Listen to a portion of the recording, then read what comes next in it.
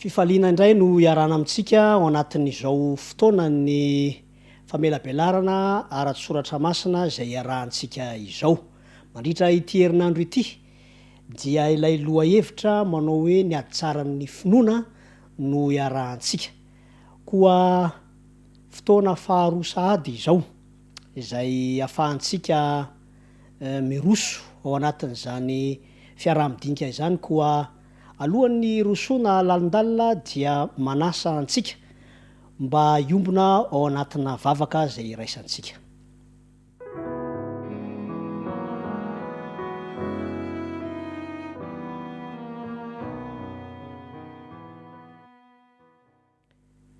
Sotranao hatrany izay rainay tsara indrindra izay ny an-danitro, rainay amin'ny alalan'i Jesosy Kristy.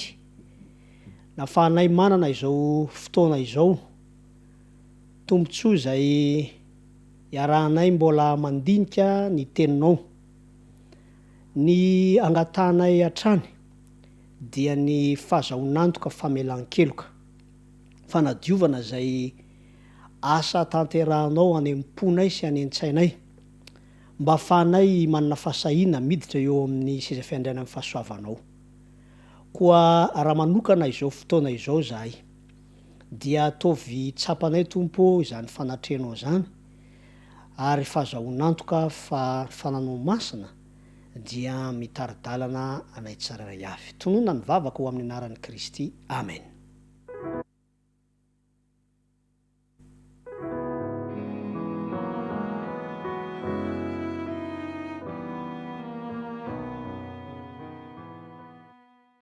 Lohahevitra izay mbola mifampitohy tamin'ny hitantsika talohan'izao no jerentsika amin'ity fotoana ity, izay mitondra lohateny manao hoe izy sa izaho. Rehefa mipetraka izany fanontaniana izany dia mitaky fanapahan-kevitra voadinika tsara miainga avy amiko sy avy aminao. Izaho sy ianao izay mametraka ny tenantsika ao anatin'ny antsoina hoe fampino an'Andriamanitra, satria fantatra ary efa niarahantsika nanamafy teto fa sitrak'Andriamanitra ny ananana ny tsirairay avy tsy hakanavaka fiainana mandrakizay. Zao nefa misy ireo izay mbola eo am-pandiniana lalina, ahafahany mandray fanapahan-kevitra ny amin'ny hoe ino izy na tsy, ny amin'izany ho avy izany. Tsy maintsy mandinika an'izany izy satria efa nataon'Andriamanitra ao am-posy ao an-tsaina ny momba ny fiainana mandrakizay, ary natao oliana ny amin'ny ho avy ny tsirairay avy, indrindra fa ny fahafatesana izay tafiditra teto amin'ity tontolo ity vokatry ny fahotana ka mahatakatra na mahatratra ny tsy hakanavaka. Tsy maintsy misy izany antsoina hoe falianana ny ho amin'ny ho avy izany, ary iza moa no hieritreritra ny amin'ny fiainako ho avy ka mitady sy maniry fiainana tsy zarizary na fiainana mampalahelo mifarana amin'ny fahafatesana fotsiny? Tsia, fa ny rehetra dia manana faniriana lalina ny ho avy mamirapiratra, ary mino sy mahatoka fa ianao izay miaraka mandinika ny soratra masina amiko amin'izao fotoana izao dia manana finoana fa azo tanterahana ny amin'izany hoe fiainana mandrakizay izany, satria namafisina tamintsika teto tamin'ny alalan'ny teny fikasana omaly ao amin'ny Jaona 5:10 manao hoe ny raiko miasa ho Jesosy Kristy mandraka kehitriny, ary izaho ihany koa miasa. Io asan'Andriamanitra io, izay Andriamanitra ray, ny asan'Andriamanitra zanaka Jesosy Kristy zany, mbola tanterahany fanamasina ny am-pon'ny tsirairay avy, dia maneho amintsika fahazaonantoka izany ho avy izany. Izay no mahatonga ny lohahevitra mandritra ity herinandro ity hoe ady tsara amin'ny finoana. tsy maintsy manana endrika to ady ilay fiainana zay iainantsika satria tontolo voafetra no iainantsika. Saingy kosa ny fampanantenana ny asan'Andriamanitra ho amin'ny fanomanana antsika ahafana mahazo fiainana mandrakizay dia antoka ho antsika izany. Antoka izay ahafahantsika manana fiadanam-po eo am-piandrasana ny hoavy ny fiainantsika, ny ampitso ny fiainantsika. Nanome antsika ilay antsoina hoe finoana ary Andriamanitra. De tsy inona izany fa fomba iray izay ahafahana manomana antsika ho amin'ny fiainana mandrakizay. Ary tsy misy hafa fa io fomba io no nofidian'Andriamanitra mba ahafahantsika miomana. Nahoana ary ianao? Andeha aloha ho jerentsika ny amin'ny finoana io. Korintiana 2:5-7. Zao no fanambarana ho amin'ny anaran'i Jesosy Kristy. Fa finoana no andehanantsika fa tsy fahitana. Mazana dia afangaron'ny olona ny amin'ity hoe finoana ity. Raha tsy ilaza fotsiny isika ny amin'ny fahazarana maha-olombelona antsika, indrindra isika malagasy izay milaza hoe tsy mino raha tsy mahita. Ny finoana izay ambaran'ny tenin'Andriamanitra dia tsy miankina amin'izay hitan'ny masontsika. Fa ny finoana dia ekena amin'ny fosin'ny saina araka izay fahatakarantsika azy. Ary nomen'Andriamanitra maimaimpona antsika izany finoana izany miaraka tamin'ny fametrahany ao amintsika ny fanelinany mandrakizay mba ahafahantsika mahita sahady hoe toy ny ahoana no mety hitondran'Andriamanitra antsika. Toy ny ahoana no ahafahantsika mahazo an-tsaina sahady izany mandrakizay izany, na dia tsy hita aza, tsy hitan'ny masontsika izany. Rehefa miresaka n'ity finoana ity isika mantsy dia manjary fakapanahy ilay famaritana maha-olombelona. Mety tsy tena hoe maha-malagasy ihany fa maha-olombelona mihitsy. Io famaritana io izay manana foronina mandrakariva hamaritra ny finoana amin'ny zavatra hita. Efa nambara tamintsika teo zany fa tsy izay ilay finoana. Satria ny finoana izay tian'Andriamanitra hanomanana antsika ho amin'ny fiainana mandrakizay dia mitondra antsika ao amina tontolo tsy hita nefa misy izany finoana izany. Ary izay fanandramana izay no tiana amafisina amin'ny alalan'ilay teny hoe izaso ianao anie ka efa niditra tamin'ny sehitry ny antsoina hoe mpino e. Nanomboka tamin'ny finoantsika an'Andriamanitra ho ilay mpamorona izao tontolo izao ary namorona antsika ihany koa. Dia mitohy izany amin'ny hoe Andriamanitra nateo aza ny akon'ny fidiran'ny fahotana teto amin'ity tontolo ity ka nitondra hatramin'ny fahafatesana.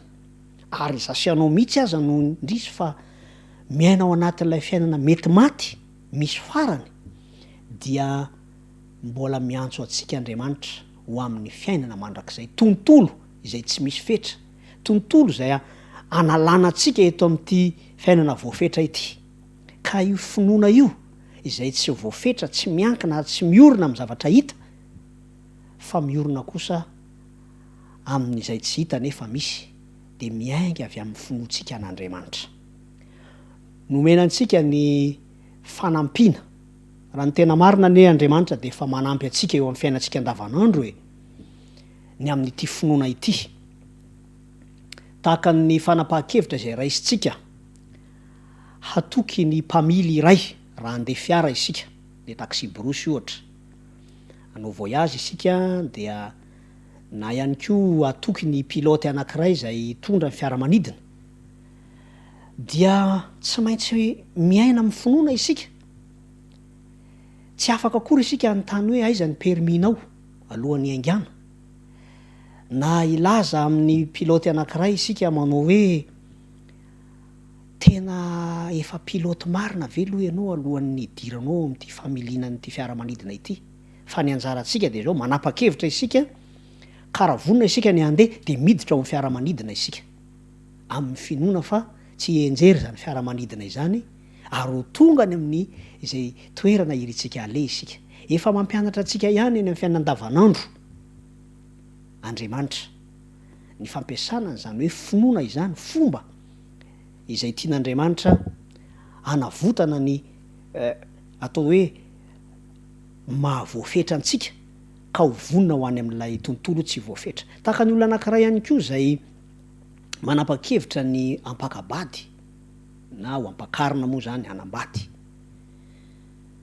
dia miroso izy, tsy hoe satria ampy fotsiny ny amin'ny fahalalana hoe mifankatia izy ireo, fa izy amono mahalala ny ampitso sy ny aorinan'ny fankalazana mariazy anankiray. Ary eny amin'ny fiainana andavanandro aza de misy zany hoe nakotrokotroka ny fankalazana mariazy nefa avy eo misaraka ihany, kanefa de miroso ihany ny olona amin'ny fanambadiana satria mino izy fa haritra zany fanambadiana izany. Efa mitaizantsika izany tsy kelikely ny amin'ny fampiasana ny finoana. Tahaka izany ihany koa ny olona iray izay manapa-kevitra ampiasa vola hanao investissement amina zavatra anankiray, ahoana moa ny ahalalànao hoe tsy maintsy ahomby.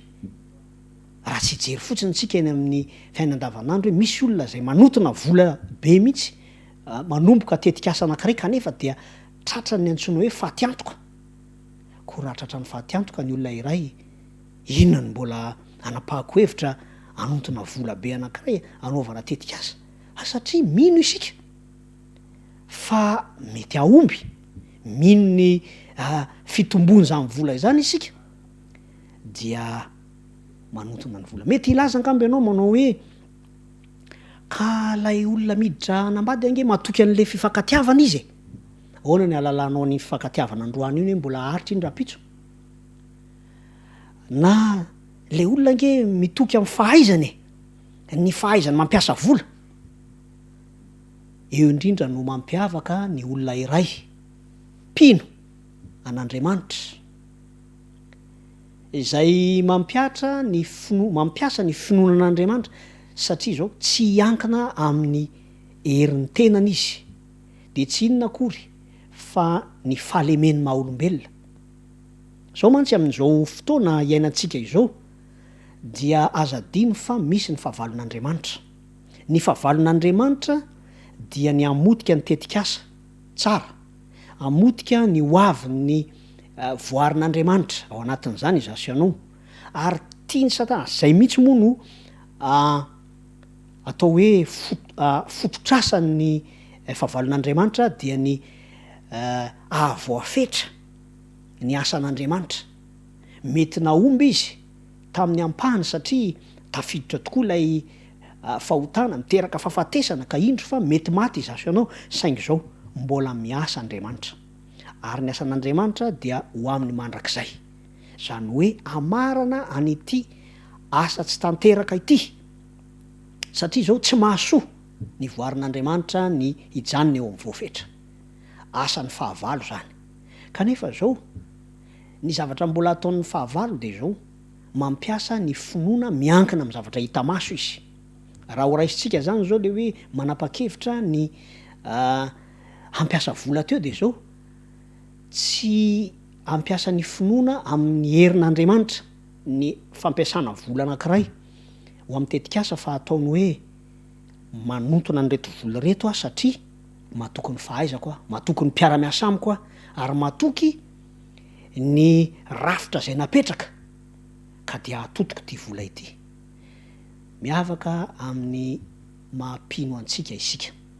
Fa isika rehefa mandray fanapahan-kevitra anankiray ny amin'ny hoavy, ny amin'ny rehefa aveo, dia miaraka amin'ny finoana an'Andriamanitra. Voizina amin'izao fotoana izao ny antsoina hoe atao hoe hery na fahaiza-manao ananan'ny olona iray, ka manomboka ampianarina ny olona hitoky amin'izany. Mety tsy misy fahadisoana ao anatin'izany raha ho an'ny eto amin'ity tontolo voafetra ity ihany, fa anahoana kosa zany ho an'ilay fiomanana ao amin'ny tontolo izay mandrakizay. Ataon'ny olona ahoana tokoa moa mipetraka ny fanontaniana ao anatin'izy io, ataon'ny olona anankiray tsy azo itokisana sy marefo eto amin'ity tontolo ity tokoa moa ny ho azo itokiana. Tsisy olona ametraka andraikitra amin'olona efa hita fa mikavalavala, na olona hita fa tsy matotra, ko noho izany dia aoka ho matotra, aoka hanana ny tanjatsaina fa izao eto amin'ity fiarahamonina ity ihany zany, eto amin'ity tontolo ity ihany zany, satria ny fanontaniana rehefa ho avy ny amin'ilay fiomanana fiainana mandrakizay de manao hoe ataon'ny voafetra ahoana ny antoka ny any am'izay tsy voafetra na mandrakizay. Raha amboarina kokoa zany lay fanontaniana de hoe ataoko izay milaza fa mafy matanjatsaina, milaza fa manana fahaiza-manao rehetra, ataoko ahoana ny hamaritra ny fiainako ho amin'ny ho avy zay tontolo tsy voafetra, satria voafetra ihany zany. Ary izany raha oharina amin'ny mandrakizay dia manampetra ihany. Izany fanontaniana zany de fanontaniana fampietreretana mba hahafahantsika matoko kokoa ny fomba fiasan'Andriamanitra de nanomezany antsika ny finoana. Zany hoe raha misy zany ady tsy maintsy atrehantsika dia antsoina isika hiditra sy anaiky ilay antsoina hoe ady tsaran'ny finoana, satria nantsoina ho amin'ny fiainana tsy voafetra isika, nantsoina ho amin'ny fiainana mandrakizay isika fa tsy ho amin'ny fiainana eto amin'ity voafetra ity ihany. Eny mety voafetra isika, mety maty isika, saingy misy zay antso zay, ary tsy antson'ny samy olombelona zany fa antson'Andriamanitra, ko efa natolony atsika ny finoana mba hahafahantsika miditra amin'ilay tontolo tsy voafetra sahady na de eto amin'ity tontolo voafetra ity aza no misy antsika. Marina fa misy ilay fahavalon'Andriamanitra, ary tsy mbola foana izany fa mbola miasa noho ny fahalalany fa Andriamanitra de mbola miasa. Petraka amin'ny fanontaniana hoe eto amin'ity tontolo voafetra ity azotsika atao ve ny ivoaka ho mpandresy mba homendrika ny fiainana mandrakizay.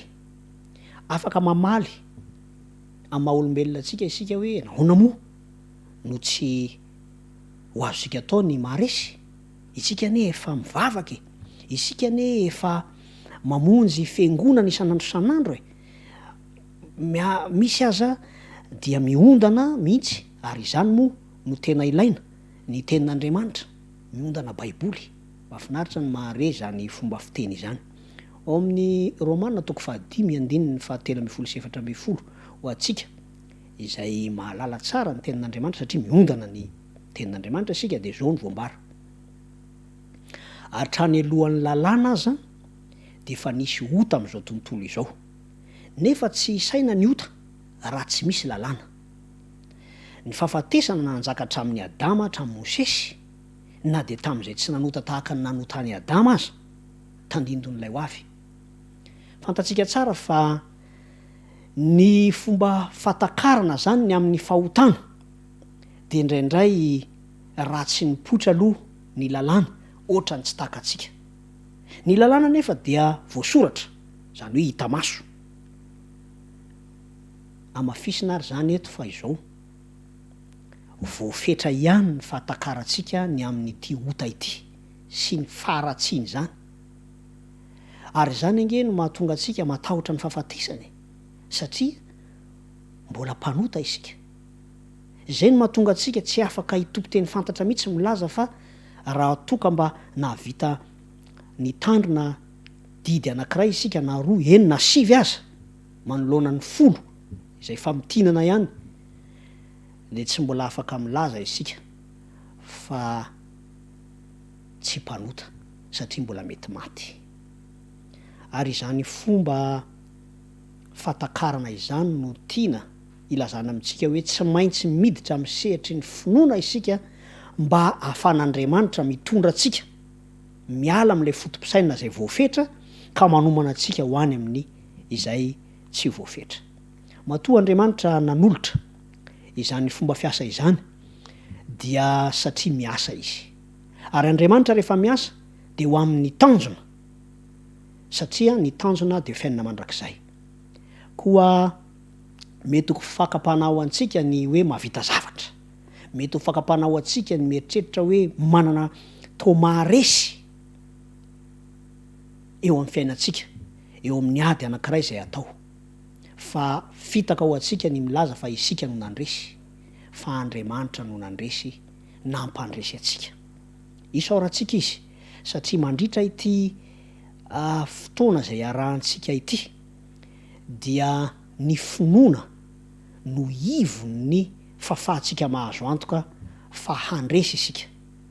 Ary raha misy fandresena zay iainantsika ananantsika fanandramana amin'ny alalan'ny finoana dia ho resy lahatra isika fa Andriamanitra no nandresy, ka izany fandresen'Andriamanitra izany no natolotra atsika.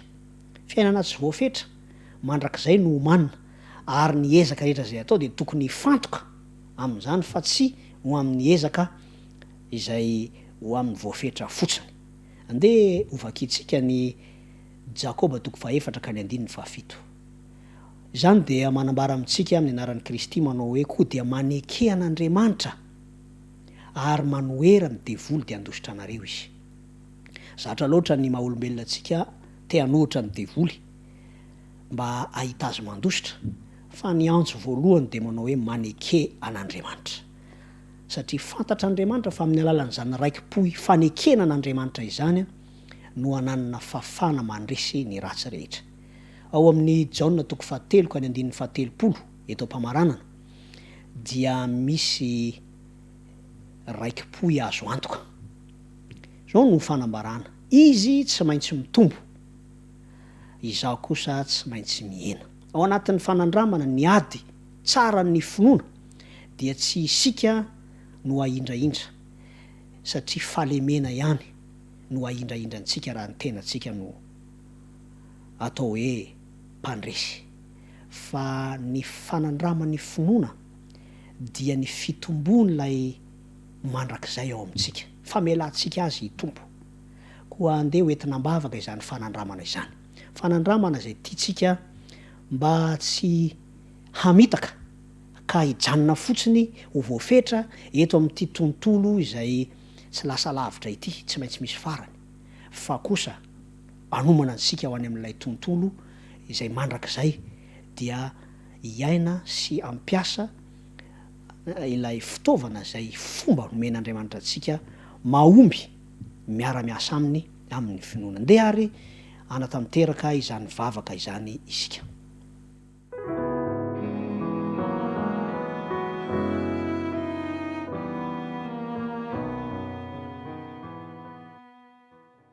Tompo Andriamanitra eo misaotranao zahay satria amin'ny alalan'ny fomba izay ianao ihany no ny safidy izany atolotra ao anay ka atonga anay ho mpino mampiasa ny finoana mba hahafahanay mahatakatra ilay tsy voafetra, mba hahafahanay sahady miaina ny fanandraman'ny mandrakizay, ka ianao mihitsy tompo ao no hitombo ao anatin'izany fiainana izany. Eo am-piomanana ao amin'ny fiainana mandrakizay dia aoka tsy ny mahizy anay no hoezahana ho ampitomboina, tsy ny fahaizana izay efa nomenao anay no omenay ny toerana ambony indrindra ho amin'ny fiomanana ilainay eto amin'ity toerana voafetra ity zany ary ampiasainay zany. Fa mampianara anay tompo mba tsy haka ny toeran'ny asanao ny maha-olombelona anay. Ataovy mahay mandray tombontsoa izahay ny amin'izany, fa tononona ny vavaka ao amin'ny anaran'i Kristy. Amen.